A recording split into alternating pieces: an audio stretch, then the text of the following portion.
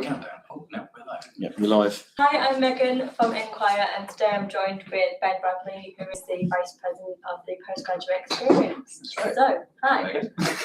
Are you ready to get into it? I am. Let's go. Perfect. So, what is the role of postgraduate rep, and how do you think it would improve the quality of postgraduate experience at the university? So, really good first question. The role of the postgrad reps is basically they're the kind of eyes and ears on the ground almost. So whilst I'd love to be in every lecture, I obviously can't. And the reps kind of from all across divisions and schools kind of give an insight into what the perks or what the downsides, what's going wrong in their courses, and then relay that to me and kind of then we relay it to the university and eventually sort of get things done. What was the second part of that question, sorry? And how would it improve the quality of postgraduate experiences at the uni? Yeah, so in terms of improving experience, obviously it makes myself and the union aware of the problems so we can hopefully tackle them. And actually getting postgraduate reps this year has been a particular focus of mine, especially kind of PGT reps, so postgraduate taught reps, because they're only here for, if they're full-time, they're here for a year, if they're part-time, they're here for 2. And so finding out what issues you have at that window, and that's kind of the spot. Reps as a whole has been my thing. I plan to grill them as much as possible through August to find out some of those systemic issues that might have been a problem in the course and get those tackled, hopefully. Sounds like a task. it's gonna be fun, but yeah, I love working with the postgrad reps. It's really fun. It's brilliant. So moving to the next question. Obviously, planning events for postgraduates is very integral in terms of catering their experience outside of university and preparing them for that world. So what events have you actually planned or hosted in the near future for postgraduates? So what have you got? What have you done, and what do you have planned?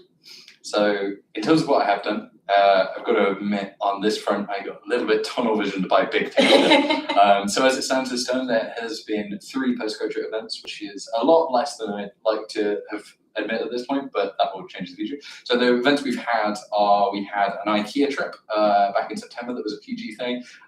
There's a little bit of traffic that caused that to be problematic. We also had 2 coffee socials, which have been sort of fronted by our incredible PG network team. They've done an awesome job, and I've been trying to help them as much as possible through that. In terms of the stuff I've actually been stuck on and why I haven't been doing smaller scale events is I've been sort of planning the PG summer, which has been a huge project of mine. So last year, Kent Union ran it as kind of a Kent Union project, and it got some good turnout to events. It went quite well, but this year I wanted to make it bigger, like as much as possible. So I've been working with the student experience team, or the head of student experience in the university, to make this a university-wide event.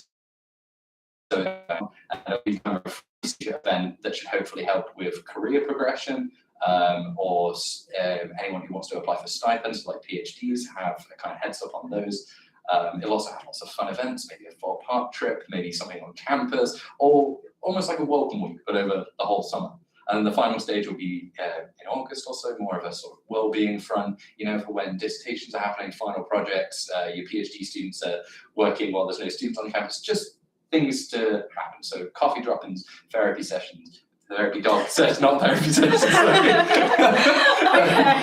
Sorry, yes, therapy pets, and things like that, just to kind of add that. But that has been a huge project. That's finally off the ground, luckily. February is the first working group of that, so that'll go well. Also, as of January, we're getting some more events just on the small scale. So we've got stuff like coffee to cocktails. We've got a few movie nights planned. That will be kind of publicised and regulated. I'm going to be working with the Open Place in Parliament for a Medway to make sure that we've got events coming to Medway as well to really engage that campus as well. And hopefully that. In Brussels and Paris, I've funded what can only be described as a sub-subcommittee. It's kind of strange. So they have 2 committees in Brussels and Paris, but the one in Brussels in particular wanted to have like a sort of chess and board game society. So sent them over some board games, Trivial Pursuit, chess sets, all that kind of stuff, which is nice. But yes, overarchingly, PG summer, very exciting. We've got some events coming up in January and for the rest of the year that should hopefully build a bit more of a sense of community. And also, as of February, or late January possibly, there is a new committee in the university, which is the PG Experience Committee, which will be either chaired or co-chaired by myself and the head of student experience. And we are basically looking into making more stuff for postgraduates that's outside of the academic side. Yeah. So fun stuff, career development, cost of living, whatever it might be, it's just in that committee that'll be a place to discuss, and it will make its way up the chain, which will hopefully make a real difference for PGs in the future. So it seems like you've got a very much full rota ahead. Yes, it's going to be a bit intense, certainly. This term has been amazing, but it has been a lot of the first kind of 2 months I was finding my feet, working out who it was I was supposed to talk to, which I think has gone well. And yeah, so next term there should be a flare of new activity. And if we do this again in a few months, hopefully I'll have some updates on the PG summer and what the PG Experience Committee's been doing. It's brilliant. Sorry, it's a very long-winded answer. Honestly, the more detailed the better these days. So in regards to keeping postgraduate students' emails open, what will you be doing to ensure that this is kept in line with GDPR? Of course.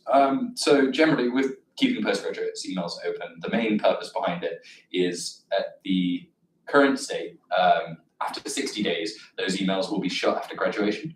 So if you're doing your PhD, let's say, and you've spent anywhere between 3 to 9 years creating a network, saving work, sending emails, making contacts, doing whatever it is, 60 days after your graduation, if you've not saved it, that's gone, which is really bad. So it's been a huge focus of mine to try and change this.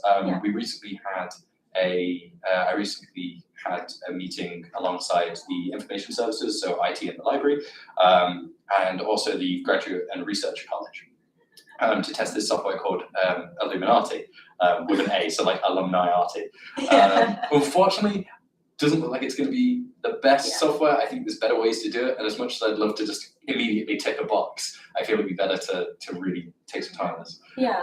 In terms of GDPR though, and keeping in line with that, so generally I'll be working with the professionals in IS, in the kind of library and IT, also with our own governance department within Kent Union, to make sure there's no risk of breaches, no potential flaws that will happen during this process and during the extension of this. And also in terms of my own personal access to this, I will have no access to postgraduate emails. There'll be no kind of, no way of me knowing that. The only thing that's sort of being proposed is to either extend the time they have their current emails or have a way that it's shifted into a more appropriate grad account, like @kentgrad.whatever. So that's, it's kind of premise of it. Okay, so the last question. So how will you ensure that resources available to postgraduate students are adequately utilised by them? So how will they be adequate? Does that make sense? Yeah. Adequately utilised by them. Absolutely. So in terms, is it how will postgrads, sorry, would you mind repeating the first part of that question? Okay, so how will you ensure that resources available to postgrads will be adequately utilised? That's no problem. So in terms of that, that's building up, Is that okay? Building up comms for postgraduates tend to be generally more unengaged for whatever reason with both the university and the union. Just for multiple reasons, I guess if you're a research student, your research is going to be the focus of your life. You may not really focus that much. So what if, say, Kent Union sent an email over and it's got loads of really exciting stuff, but a lot of it's aimed at undergraduates, not many postgrads might not focus on that. They might just scroll through it and miss something that's important. So to change that, I've been focusing on more direct comms. So for PGR students, postgraduate researchers, I've been contacting the divisional admin teams and working with them to basically have just an email where I can send it out to all PGR students. It's like, this is the relevant bits to you guys. It might be something to do with key travel, which is something that's been sort of plaguing the postgraduates recently. It'd be to do with cost of living that's just for PGRs. And I'm going to try and do the same with postgraduate taught students and find a route into that. Unfortunately, there isn't some direct admin team, so it's a little bit trickier. But it's something that hopefully can be sorted. And on top of that, recently with our kind of a mixture of our marketing and IT team in Kent Union, we have created a new mailing list as well. That when you kind of receive, if you want to be a part of Kent Union, you know how you can tick, say, to receive Give It a Go emails or whatever. There'll be Kent Union Postgrad. So if you tick that box, you'll only get information that is relevant to postgrads, things that can affect them directly, resources that can be accessed by them, and everything else. And then with the emails that I've been sending recently, I'm just trying to highlight, I suppose, things that they may not have realized. For example, like our campus pantry is one of the best things to kind of supply food or resources or things people need, especially in this particularly especially in the cost of living crisis.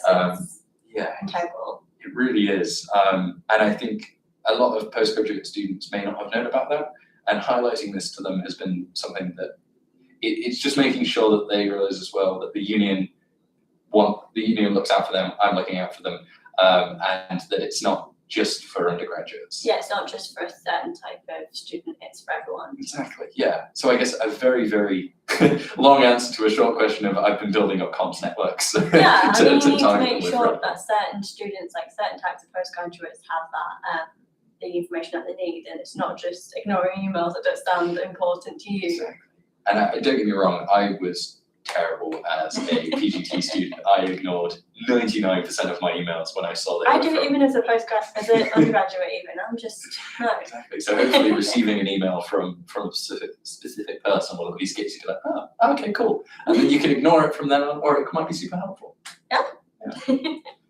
I'll just make sure that we have to see if we have any questions from online. Seems like we don't. You're the hook. It's all good. Brilliant. Thank you very much for joining us. That's no worries. Thank you very much, Megan, for having me. Now we can look into the camera and wait for someone to run in and turn it off. Oh, yeah. One question. One question. We've got one question. We've got one question, we have apparently. got Okay. How exciting. Don't think it's not online. Oh, actually, it's. Oh, it's just come through. Sorry. How likely is it that your role will no longer exist next year?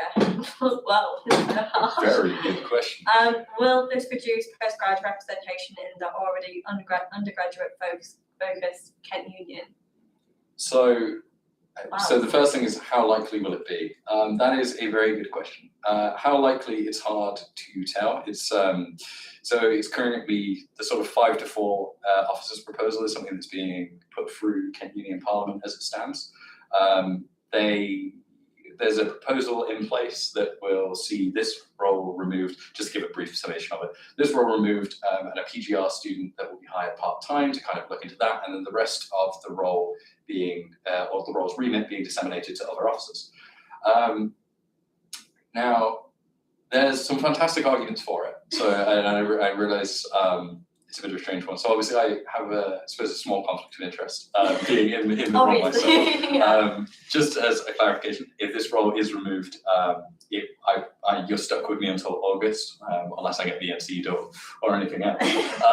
But yes, no, I'll still be in the role. So it's not about me personally. But where I stand, I think the officers this year are doing an absolutely excellent job.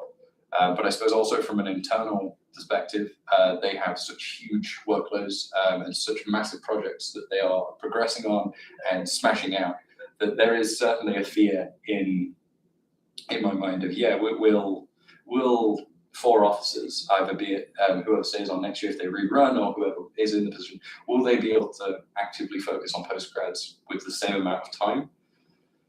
I don't think so. However, for the 5-4 side of things, there is some fantastic sort of discussion around that. I'm trying to not be too biased. No. It's. I think really the thing is, it's that I'm being a bit biased here because I'm an undergraduate, but undergraduates are as much important as postgraduates. So it's kind of having that balance between them both. Exactly. Yeah. So I think postgraduates would still be represented if this role was removed, but I would struggle to believe it would be to the same extent simply because of, I suppose, a time management perspective. Like I see how hard the other officers work. I know their calendars are so blocked that on some days that there's some days, bless him said, doesn't even get lunch. So it is such an intense calendar. But I think, yeah, I think having one person dedicated to postgrads and 4 dedicated to undergrads is quite a good system in terms of maintaining the balance. But there is a lot of arguments against this as well. Which, how long have we got? I have honestly no clue. I don't know what 15 minutes has been, so. Yeah, so a brief summation of it is yeah, I think it's a well thought out proposal, and I think there are some brilliant points to be made about it. My own personal view is I think PGRs and PGTs have such massively differing needs to undergraduates and have such huge variance in even the issues they face. Like divisionally, a PGR student in Arts Hums and a PGR student in Nats will have such hugely different issues that they do need a focus. And I think not having an officer dedicated to that will inevitably result in at least a small decline of sort of representation there. But that is only my personal belief. If you speak to any of the other officers, I'm sure they can give fantastic points about why it's a good proposal. And if you are around Kent Union Parliament, I believe on January 17th, potentially we'll be discussing this, and it's open to observers and also online, so you can watch it there and comment in if needs be.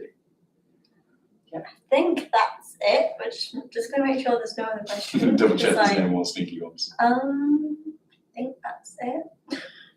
Yeah, I believe that's it. Yeah. Fantastic. All right, brilliant. Well, hopefully this time. Is that it? Yeah. Brilliant. Perfect. Thank you, everyone. Thank you for joining us. Thank you, guys.